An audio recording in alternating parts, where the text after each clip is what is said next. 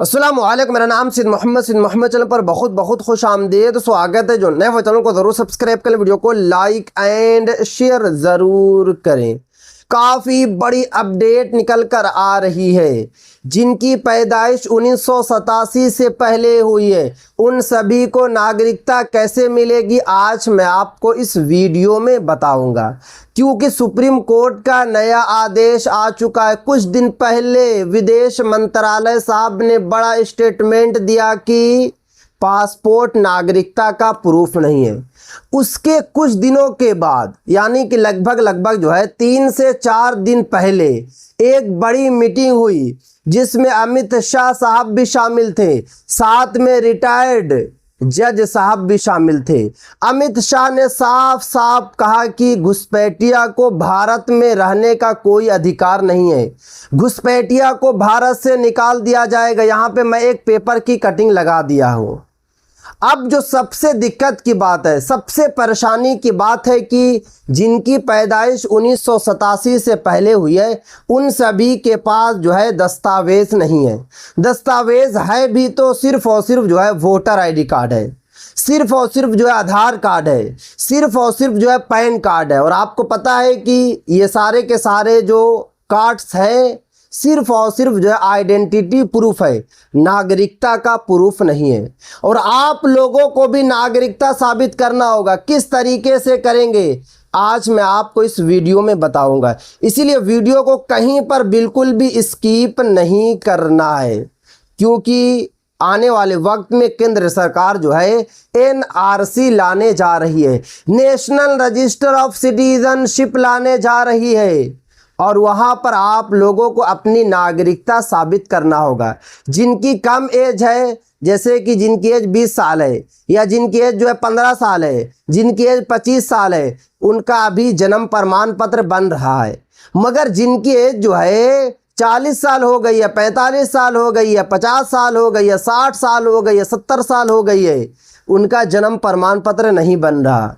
और आपको पता है कि जन्म प्रमाण पत्र जो सबसे इम्पोर्टेंट आइडेंटिटी प्रूफ है नागरिकता का।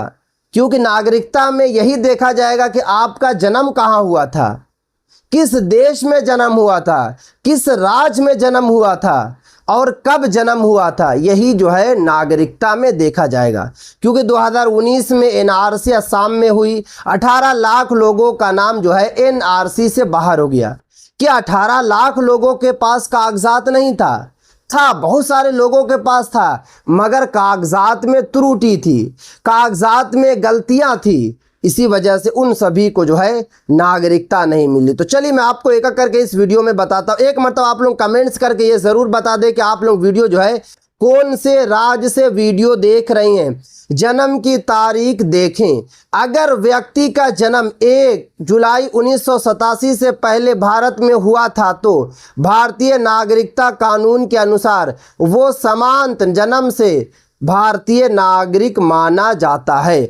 यानी कि 1955 जो सिटीजनशिप अधिनियम बनाया गया है, सिटीजनशिप एक्ट बनाया गया है, उसमें साफ साफ लिखा हुआ है कि जिनकी पैदाइश 1987 से पहले हुई है उन सभी को नागरिकता जो मिलेगी जन्म के आधार पर मिलेगी।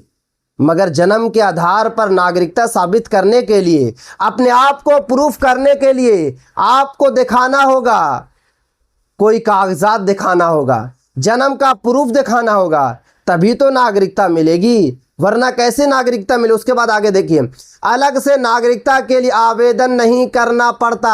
यानी कि जो आप लोगों के लिए जो सबसे बड़ी अपडेट है, जो सबसे बड़ी खुशखबरी की बात है कि आप लोगों को अलग से जो है नागरिकता साबित नहीं करना होगा। आप लोगों को कोई जो है रजिस्ट्रेशन फॉर्म वगैरह नहीं भरना होगा। ये आप लोगों के लिए बड़ी खुशखबरी की बात है।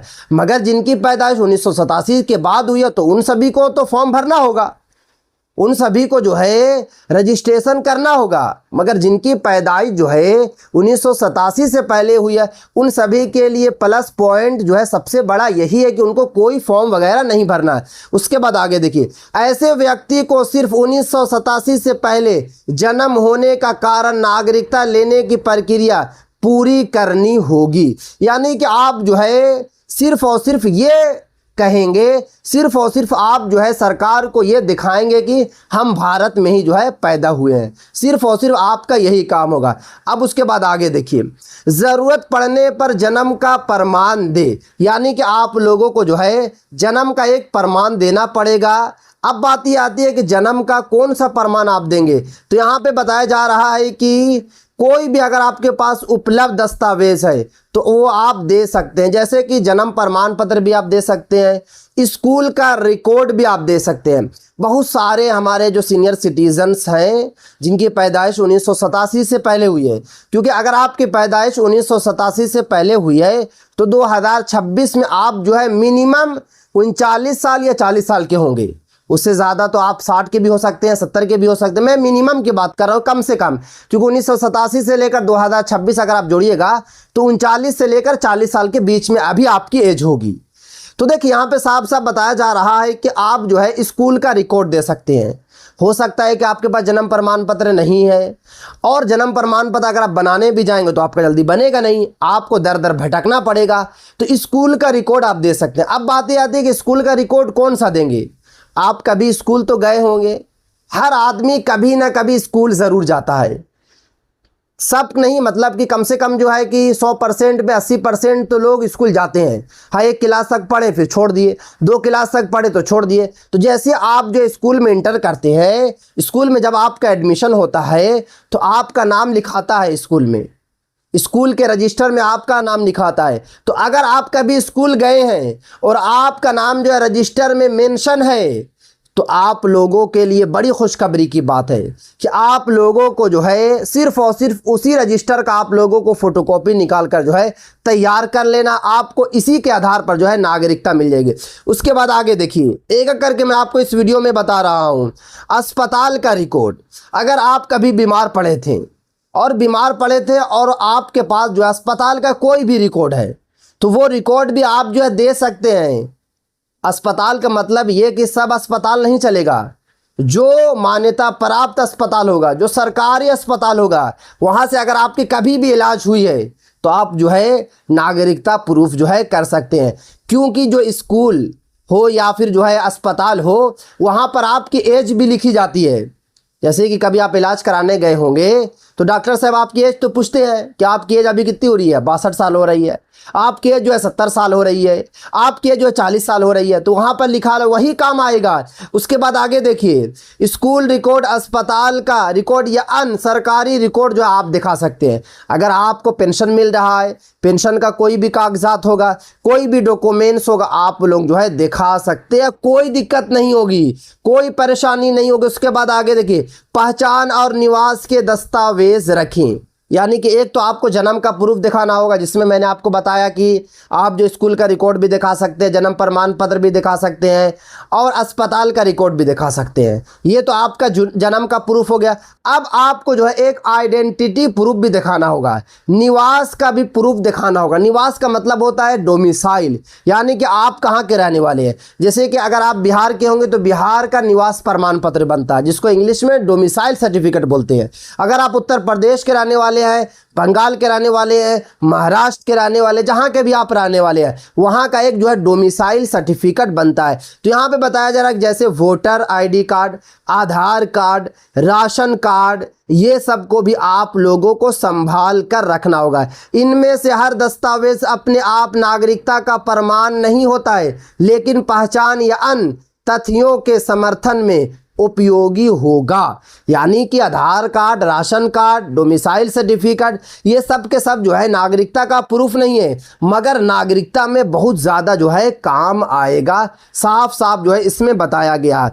अब देखिए, एक एक करके मैं आपको इस वीडियो में बता रहा हूँ, कहीं पर आप लोगों को बिल्कुल भी स्किप नहीं करना है, क्योंकि मेरी जिम्मेदारी है, मेरी रिस्पॉन्सिबिलिटी है कि जिस तरीके से एक 20 साल के लड़का को नागरिकता मिले, उसी तरीके से हमारे बुजुर्ग 80 साल के लोगों को भी नागरिकता मिले, 60 साल के लोगों को भी नागरिकता मिले, क्योंकि आपका अधिकार है, आपके साथ सुप्रीम कोर्ट है।